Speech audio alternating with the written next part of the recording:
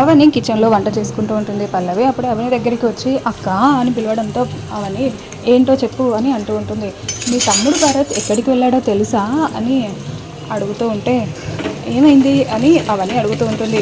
మీ ఇంటికి వెళ్ళలేదు మీ తమ్ముడు, ఎక్కడికి వెళ్ళాడో తెలుసా, మా అమ్మ దగ్గరికి మా ఇంటికి వెళ్ళాడు, ఇంకా అక్కడే ఉంటాడంట అని చెప్పడంతో అవని చాలా షాకింగ్గా వింటూ ఉంటుంది.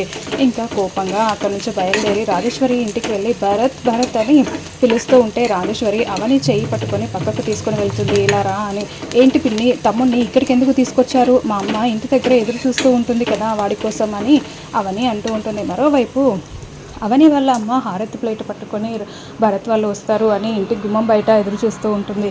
ఇంకా అలా అవని మాట్లాడుతూ ఉంటే నీకు ఇప్పుడు ఏమైంది, నా కొడుకుని నా దగ్గరికి తీసుకొచ్చుకున్నాను, ఎందుకు నువ్వు ఇలా చేస్తున్నావు, ఇప్పుడు నా కొడుకుని నాకు దూరం చేయాలని అనుకుంటున్నావా అని అంటూ ఉంటే ఇది తప్పు పిన్ని, చాలా తప్పు, ఇంకా ఇప్పటికే ఆలస్యమైంది, అందరికీ అన్ని నిజాలు తెలియాలి, పల్లవి మా అమ్మ కూతురని భరత్ నీ కొడుకు అని నిజం అందరికీ చెప్పేస్తాను అని అవని అంటూ ఉంటే అవని వద్దు అవని అని రాజేశ్వరి బ్రతిమలాడుతూ ఉంటుంది. ఇంకా అలా అవని చాలా కోపంగా ఇంటికి బయలుదేరి వెళ్తూ ఉంటుంది.